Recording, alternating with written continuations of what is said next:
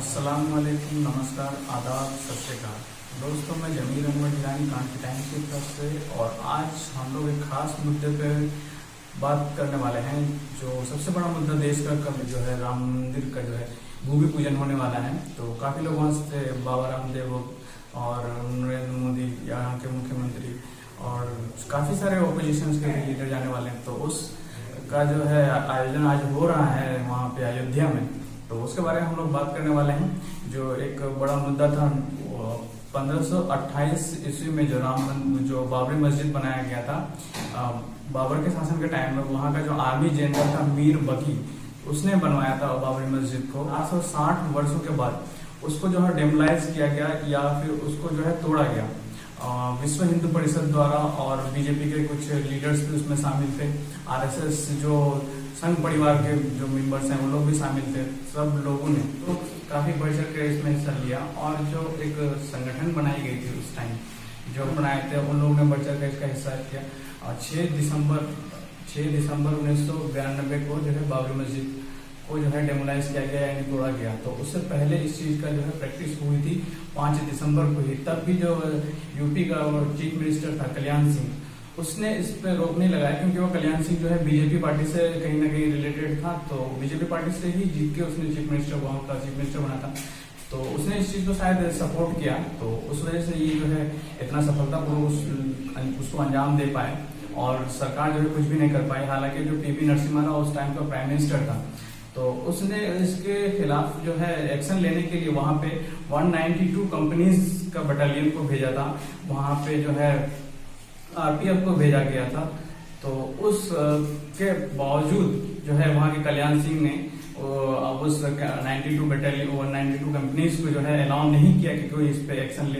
हालांकि वहां से जस्ट 5 मिनट की दूरी पे फैजाबाद में रखा गया था, लेकिन उसको ना यूपी पुलिस का जो वहां का था प्रशासन, उन लोगों को वहां पे रखा गया, और उन लोगों की मौजूदगी में इसका पूरा काम को अंजाम दिया गया। उन लोग भी नहीं कुछ कर पाया वहां पे। तो उस टाइम जो है एल के अडवाणी जो है वहां का जो इसका अध्यक्षता कर रहे थे, एल के अडवाणी साथ में थे।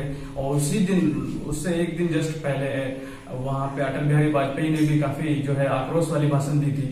तो कहीं ना कहीं ऐसा है कि ये सारे लीडर्स उसमें इन्वॉल्व थे, और उन लीडर्स के सपोर्ट के बिना पे ही ये जो है कार्य को अंजाम दिया गया था।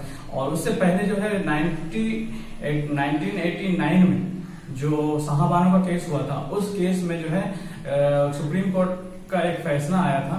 तो वो जो है मुस्लिम्स उससे खुश नहीं थे कि जो है वो जब उस पे जो है शाहबानो का जो है एक डिवोर्स हो गया, उस पर फिर उस पर क्यों उसका जो है उसको कंपनसेशन या फिर खर्च दिया जा रहा था। तो उससे जो है मुस्लिम समुदाय काफी नाराज थे। तो राजीव गांधी ने सुप्रीम कोर्ट का विरोध करते हुए मुस्लिम के पक्ष में एक फैसला दिया था कि इस चीज को खत्म किया जाए। तो उसी वजह से राजीव गांधी जो है हिंदू समुदाय के इसमें काफी घिर चुके थे कि हिंदू समुदाय काफी नाखुश थे कि सुप्रीम कोर्ट के अगेंस्ट में जाकर राजीव गांधी ने मुस्लिम को खुश करने के लिए यह फैसला लिया।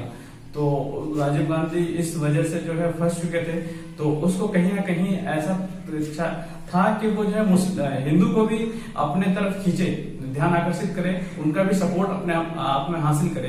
तो उस सपोर्ट को हासिल करने के लिए 1989 में जो है राजीव गांधी ने जो बाबरी मस्जिद के अंदर जो है मूर्तियां रखवाई थी।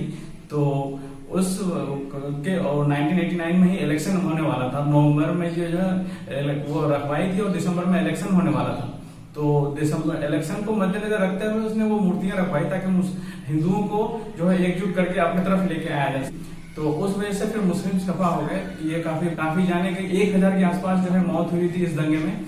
और उसके बाद फिर जो है इलेक्शन भी नहीं जीत पाए राजीव गांधी, इलेक्शन हार गया था।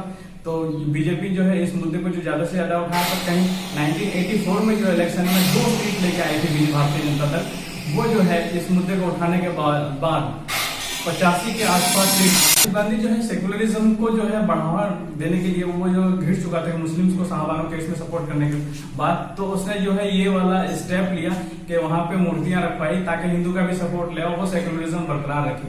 लेकिन कहीं ना कहीं ये दावा जो है उल्टा पड़ गया, और वो 1989 में इलेक्शन हार गए। और बीजेपी जहां 1-2 सीट लेके आए थे 1984 में, 1989 में सीधा 85 सीट लेके आ गया। तो बीजेपी को इस मुद्दे से बहुत फायदा हुआ।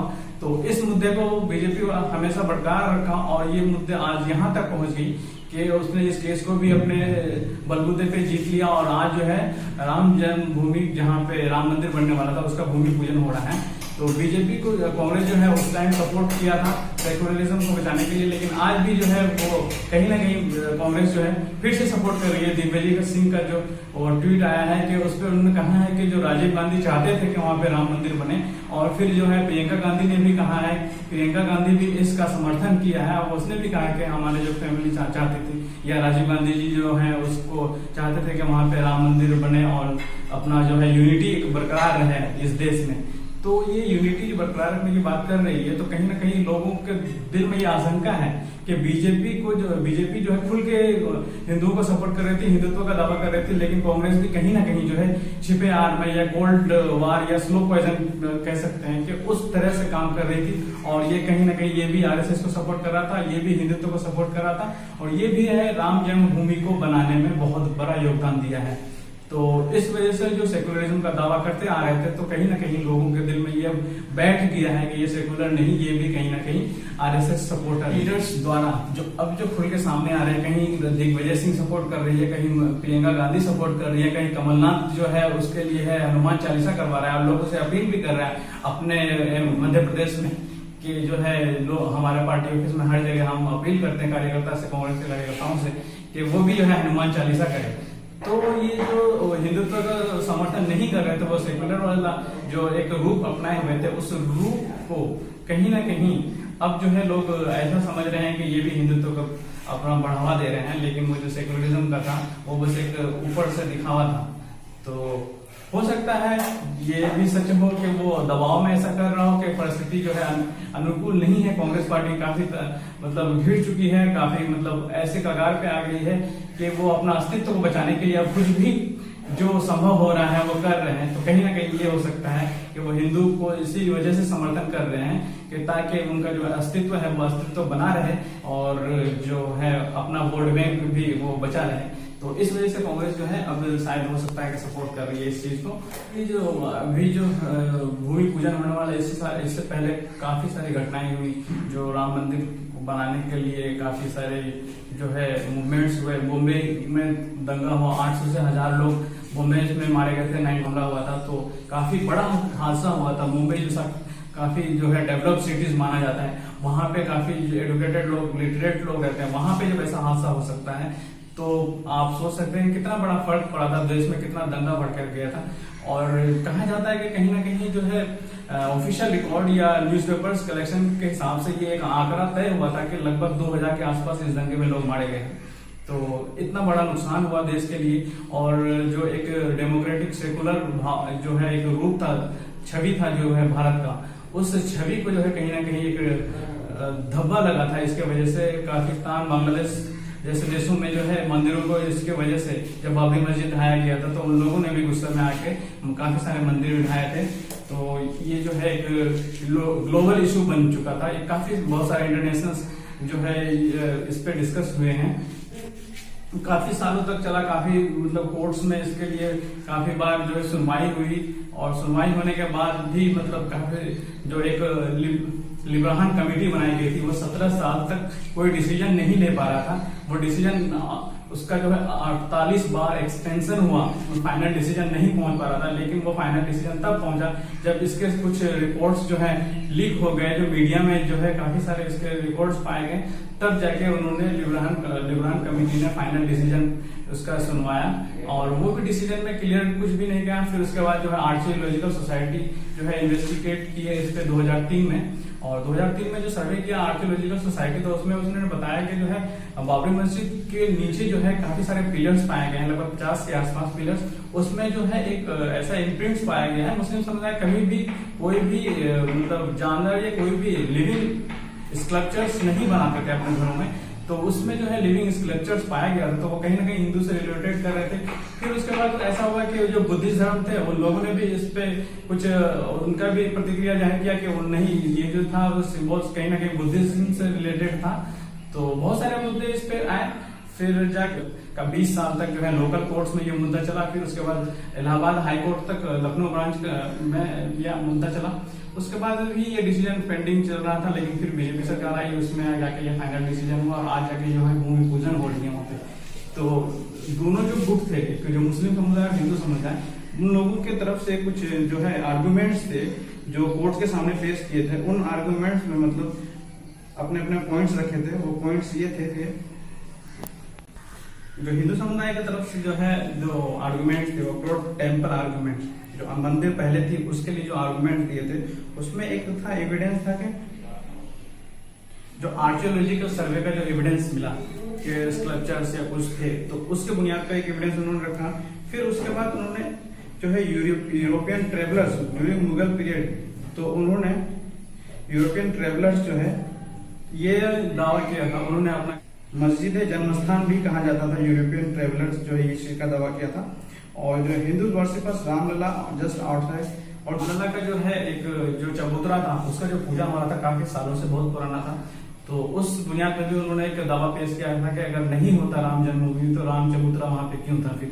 और एक और भी क्वेश्चन था वहां पे कि जो ये राम जो है जन्मभूमि ये काफी हिंदुओं का सेंटिमेंट्स है, इसीलिए उस वहां पे मंदिर बनाने का अनुमति देना चाहिए।